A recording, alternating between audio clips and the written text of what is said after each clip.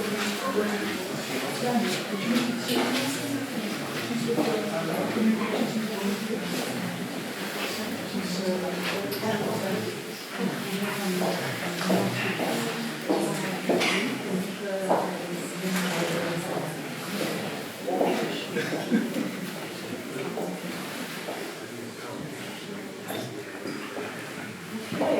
you guys are very patient.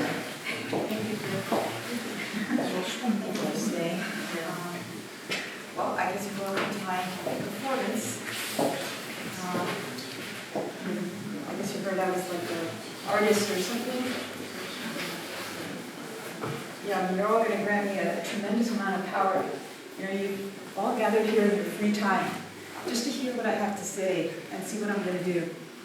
And you're going to grant me the flexibility to say or do whatever I want. But who are you? Who are all of you in my audience? Well, you're all visitors. You're visitors to my performance. But who are all these visitors to my performance? Well, visitor one, she just went shopping. And she only has 5 days in London. On Monday she went to see Big Ben. On Tuesday she saw Buckingham Palace. Now Wednesday, she feels like she needs to get some art under her belt, you know? I mean, she wants to enrich herself and, you know, integrate herself into the grand narrative of appreciating art. I mean, it's not every day she gets to go to a world-class city like London. And I think visitor one, you know, she wants a happy ending for art, you know? I mean, she wants all her preconceptions of art confirmed, no surprises. I mean, she wants to feel that she's in agreement with me, the artist. You know? She doesn't want art to be like a dissonant experience. And most of all, with visitor one, she wants to feel that she got it. I mean, you know, she does not want to be left out or left behind. You know, she can't stand that. I mean, fundamentally, visitor one, she's a joiner. Now, visitor two, he's a little more complex. He believes in the mystery and the unknowability and the ineffability of art. You know, he believes art taps into, you know, these archaic mythological tropes that are indicative of these remote recesses of our psyche that we're scarcely even aware of. Visitor two, he doesn't want art to do with language. He thinks art supersedes language. You know, art is something beyond language. You know? He can't stand that, like 1970s Hans Hock, like conceptual art, like really austere. You know, visitor two. I mean, he just, you know, he wants art to flow over him. You know, he doesn't want to have to think so hard about it. You know, I mean, kind of defeat the purpose of it for him. And most importantly of all, for visitor two, he does not think art and politics should be combined. I mean, he says, does it make for good art? Does it make for good politics? Hey, you know what? Visitor two, I think I might have something for you. What if I, let's see, I took this, and okay. Visitor two, I think you're gonna like this. I wear this beautiful dress here, and let's say I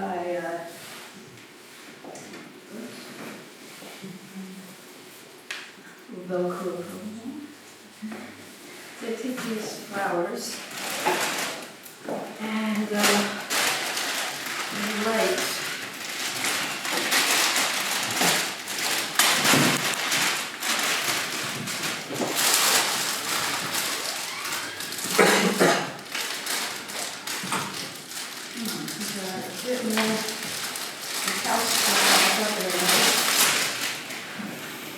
I'll take these flowers and spread them all around here.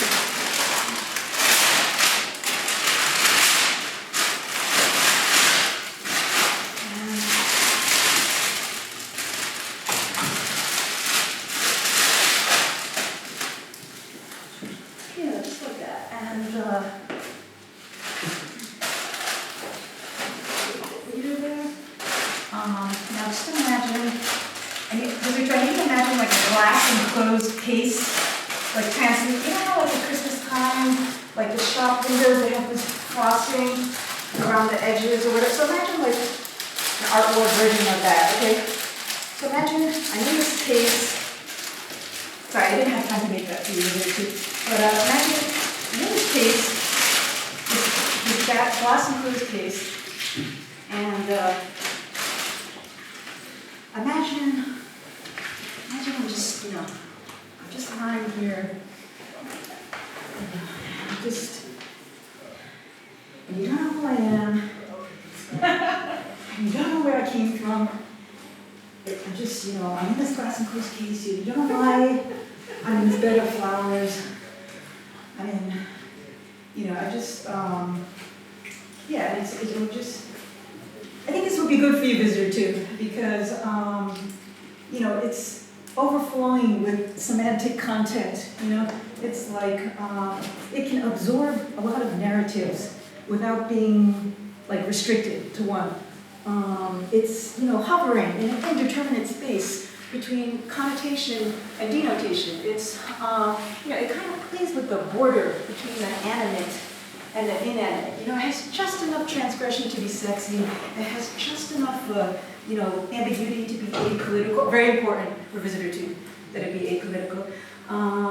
And yeah, it has just enough, like, estrangement to distinguish it from mass culture, all marked by a high degree of aesthetic entropy, interchangeability, and infinite reproducibility.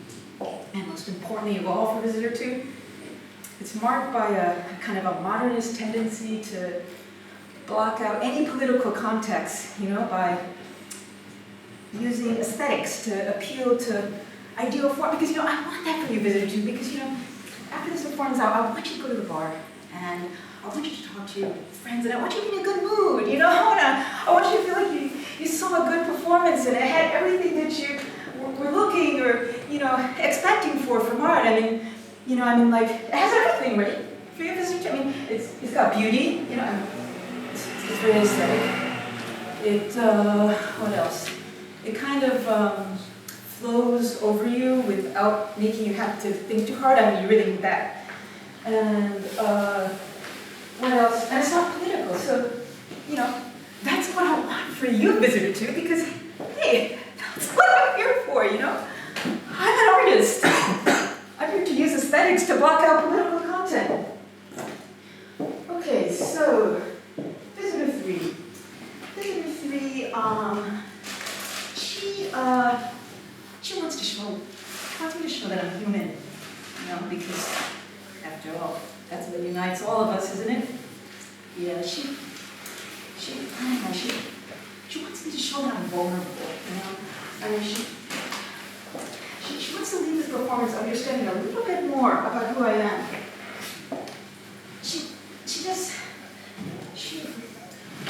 How can I say it? She wants to feel that she got a piece of me, and if she doesn't get that, she can feel really cheated. And most importantly of all, for visitor three, she loves narratives. And she thinks like all the information in the world, all our emotions and thoughts and perceptions, they can all be funneled through the structure of a narrative. Emotional storytelling. That's what visitor three needs. Okay, so now, visitor four, he's always been odd. Visitor four, he's a little alienated, visitor four. He always existed at the periphery of any social formation he was part of, whether it was high school or college or, even now, in the art world, he wants me to do some, like an intervention or,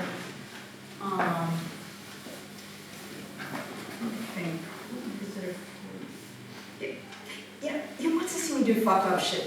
He wants to see me set something on fire or something.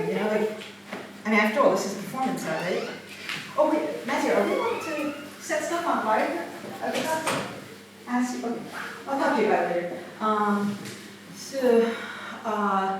Yeah, but as soon as I got here, visitor four, He knew he wasn't going to like my performance. I mean, you know, there was just something about me, you know, he just this whole, like, professionalized veneer, like, as soon as, you know, I got out here and started talking, he just knew I was one of these artists. I was never going to do anything too raw. You know, I was never going to do anything to embarrass myself. I was just one of these artists, you know. I just want to be respectable. You know? I mean, Visitor 1 and 2, they're seeking affirmation in art, right? But Visitor 4, he's seeking negation. And as soon as I got out here, just something in my aura or whatever, he just knew, he instinctively sensed I was just too integrated, you know, into the system to ever offer that feeling of negation that he's so yearning for from art. I mean, basically, I'm just not radical enough for Visitor 4. Now, Visitor 5, oh my God. Shit. Visitor 5 is love.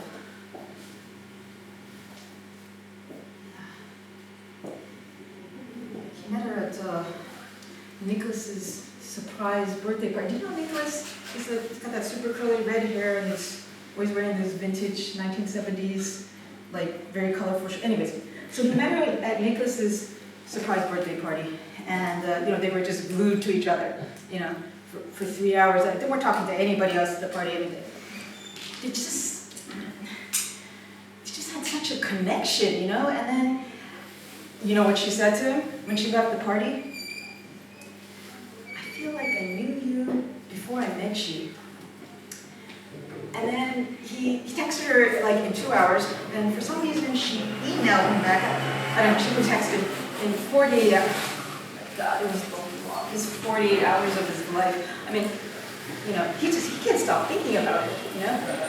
He keeps, he was telling his friend about her. There's just something, you know, something about her, you know, something, you know, the way she carried herself, and something about the way she dressed, and something about the way she smoked even, you know, and just, she was just so,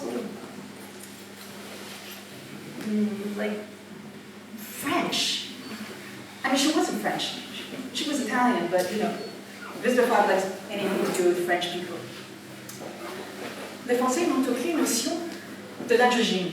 En France, il y a l'homme et la femme. Et il me semble qu'il n'y a rien entre les deux. La mythologie de la femme française est le résultat d'une société patriarcale.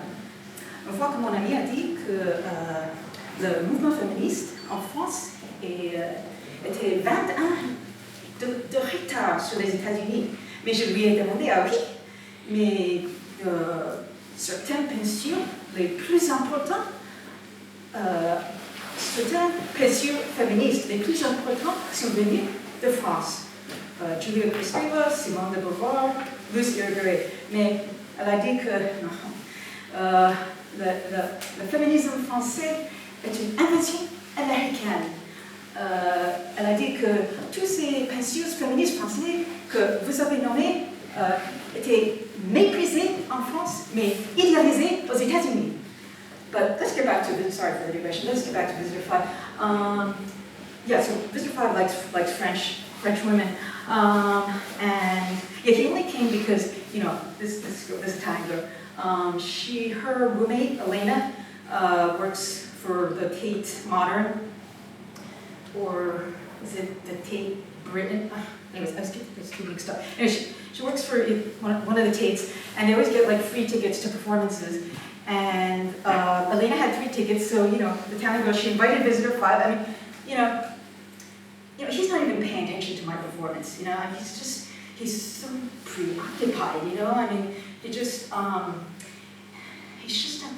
that fragile moment where he's ready to let himself fall in love, you know, and all he can think about is, like, you know, what's going to happen after my performance, you know, I mean, like, did she invite him here, like, as a date, or are, like, they just going to hang out with Elena and her friends afterwards? Yeah, you know, I think Visitor 5, I think he'd be really annoyed if I read a poem like this. Love, isn't it so bored, slapped onto every pink and purple confetti-like quest for either advertisement. Love. They pinned it on sticky valentines and flying fat angels with wings, shooting arrows to get the jewel in the crown step-on promotion in emotional resumes. Love was the cheap, facile resolution to how many slip-happy, passed through the intestine with no resistance, doo-wop, cheese-wop songs, so certain in their crucialness that this was the First Testament triumph of a drama-honored humanity. So then, buy one, get one free. Don't be left out in the cold of bah humbug on Disney-glossed happy bounce belief and the magic in your eyes. Yes, jump on a bandwagon, trump card of love. Its bright, happy glow solves every dilemma. Love will buy you a house and make you president of the United States. Love will give you tax shelter and be tax deductible. Love will increase your lifespan, make you less likely for lung cancer.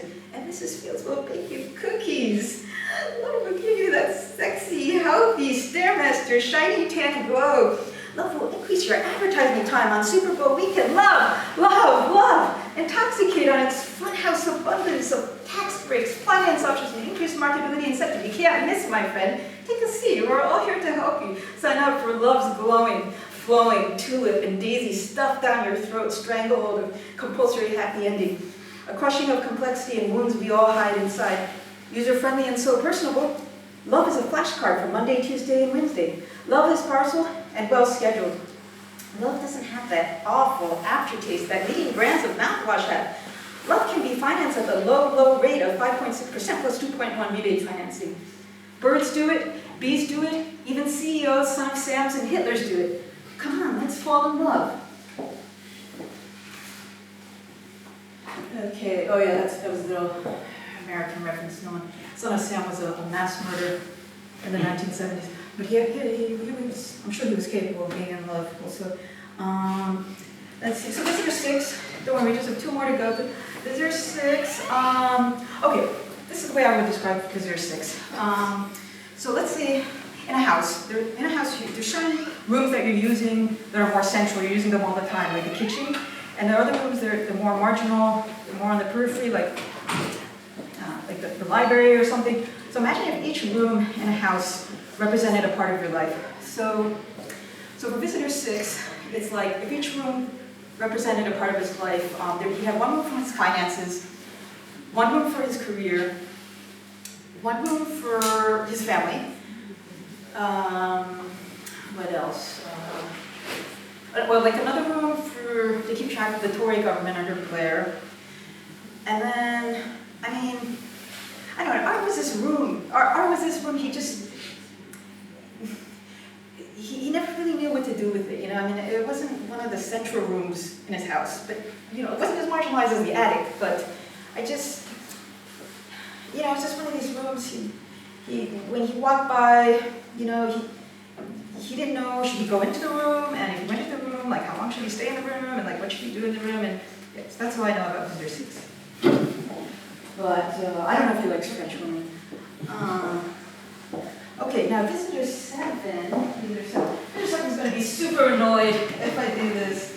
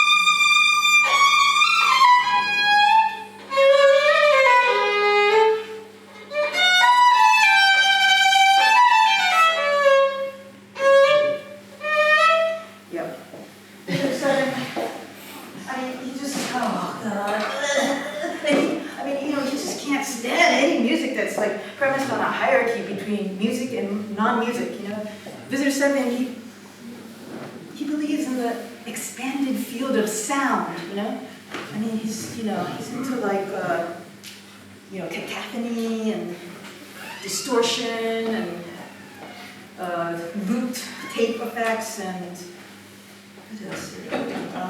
what else? Found sounds. Visitor 7 is very into found sounds.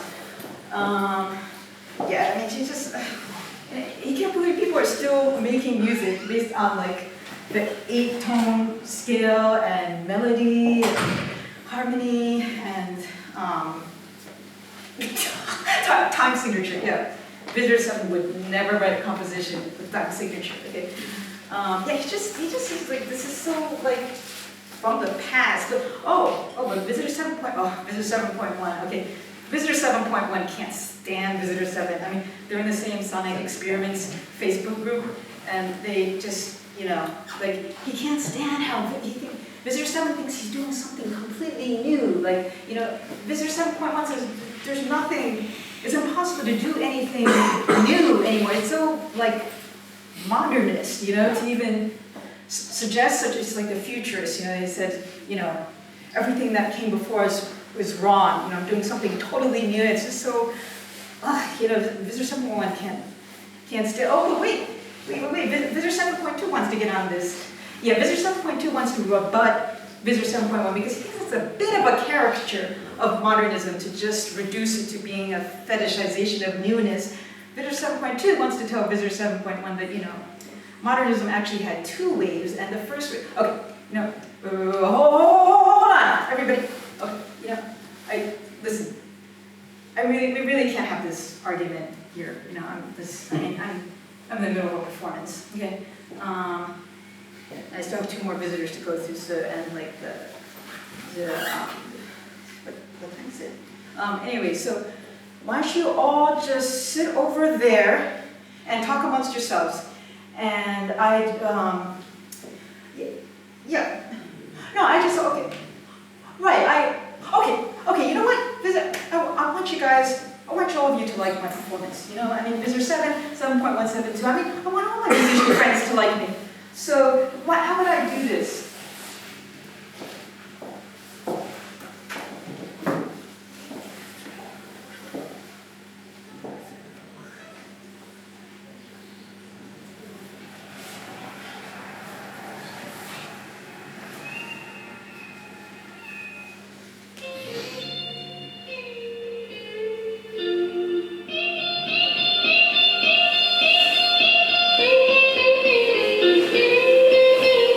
Yeah.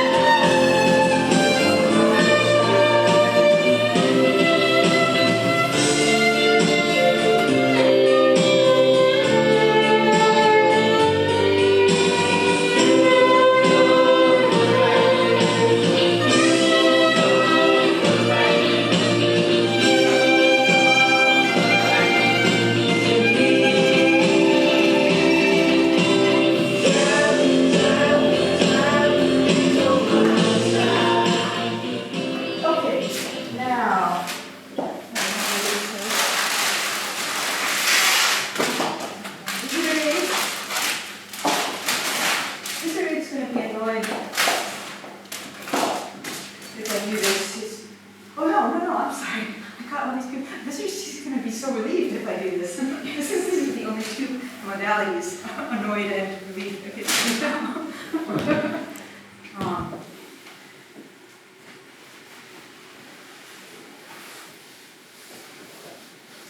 Ready?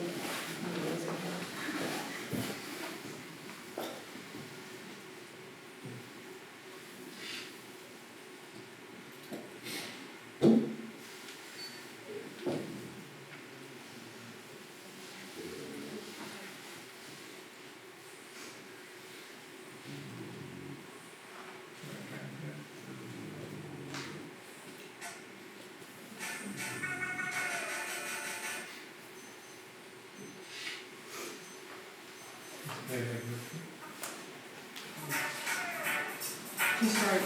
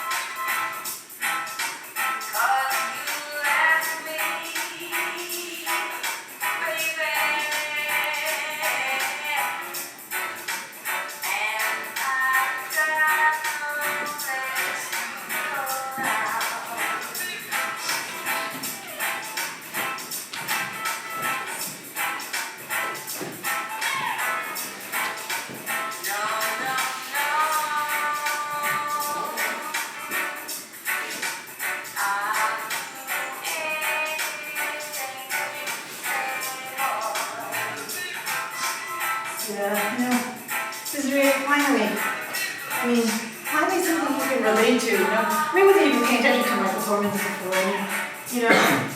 Visitor 8, he thinks that, art should be something direct and unmediated and sensual, it should be like an intimate offering amongst friends, it should be like a palimpsest of what's going through the artist's mind spontaneously. You shouldn't have to be funneled through the superstructure or the language of the art world.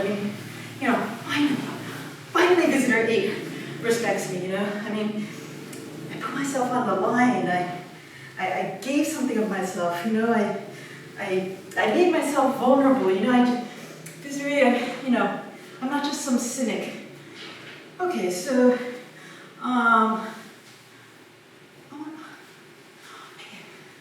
Visitor 9. Visitor 9. Come in, come. Visitor 9, come in.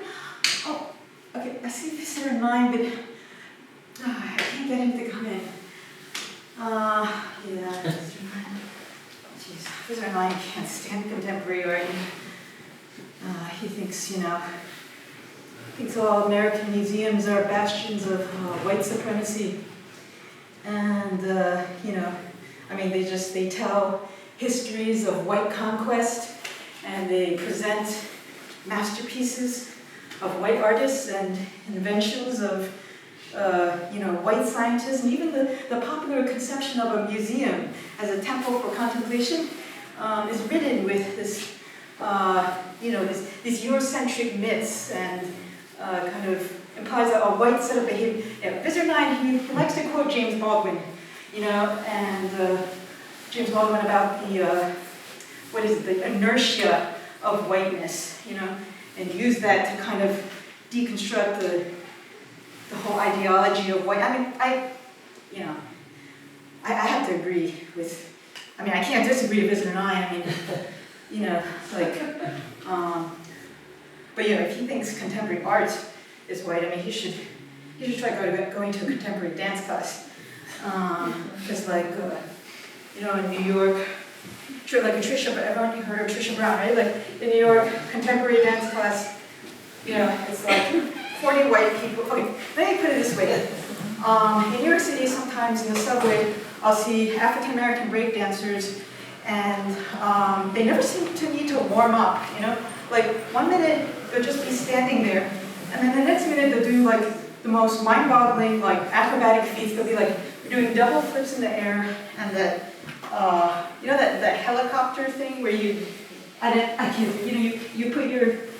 of, anyways, it's one arm and the person is horizontal and they're swiveling like a helicopter, and then you don't seem to need to warm up.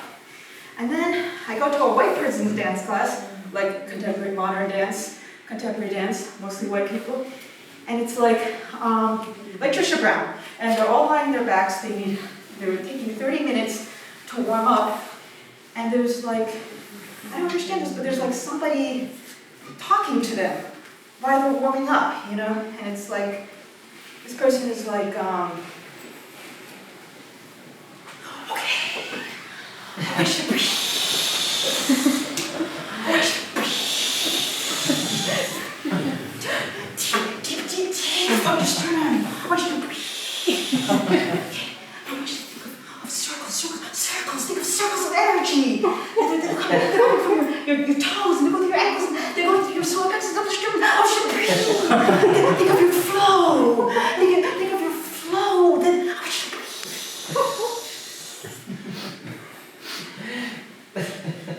Okay, now, just between you and me, like, I don't understand white people.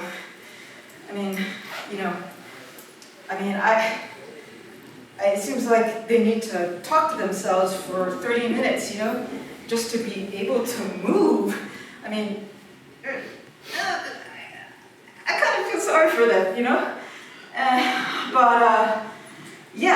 it's kind of ironic because the things that the black breakdancers are doing are much, much harder, than what they're doing in the white dance class. But the white people need like 30 minutes to talk to themselves, just so that they can move, I don't know. So maybe some people write a PhD thesis about a warm-up as white privilege. I guess if you're poor, you're black, and you're just asking for money on something, you don't have a lot of time to warm up, But, Well, Visitor 9, you didn't come in.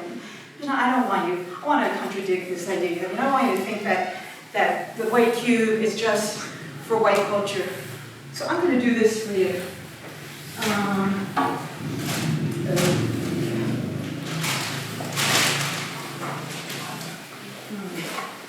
Okay, that's all right. Is that right? There we go. This is not bad.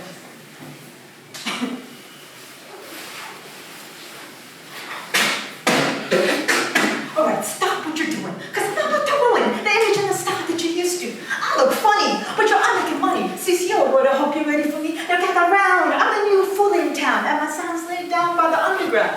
I take a bottle of Hennessy, you got in a shelf, so just let me introduce myself. My name is Humpty, pronounced with an umpty. Yo ladies, oh how I like to fuck thee. And all the rappers in the top 10, please allow me to bump thee. I'm standing tall, y'all, and just like Humpty Dumpty, you're gonna fall when the stereos pump me. I like to rhyme, I like my beats funky, I'm spunky. I like my oatmeal lumpy, I'm sick with this. Straight gangster man, but sometimes I get ridiculous. I even buy your crackers in your licorice. Oh, you fat girl, come here, I take a snack, could ya? Fat, look at me, I'm skinny, that never stopped me from getting busy. I'm a freak. I had the girls in the bathroom. I once got busy in a Burger King bathroom. I'm crazy. Allow me to amaze me. They say I'm ugly, but that just don't faze me. I'm still getting in the girls' pants, and I even got my own dance. That's Digital Underground, 1991. I could never write something that bad. Okay, so I think we covered all of it. If there's anybody I left, I think we went through everybody, right? In the way it said, if there's anybody, and what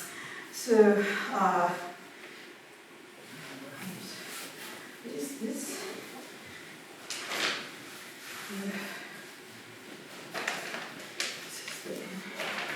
Answers to the test.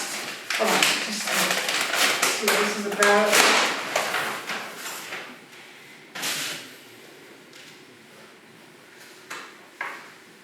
Oh my God!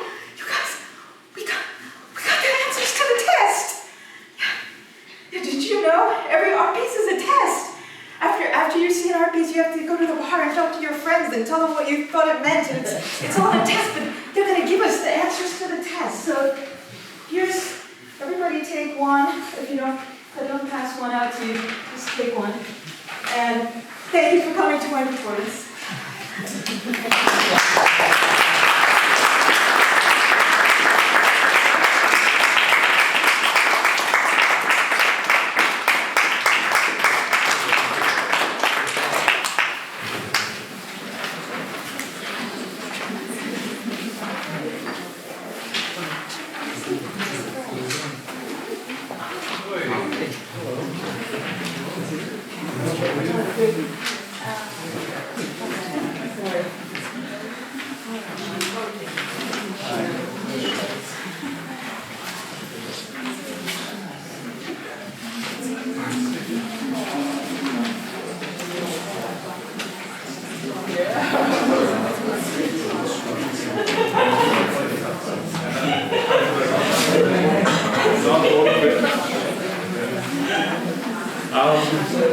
Thank you very much, Andrea, for a very funny and astute take on us. And I keep thinking which one of the visitors I am.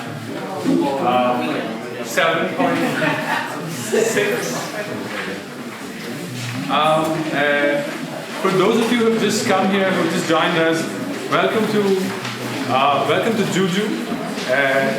Welcome to Rib.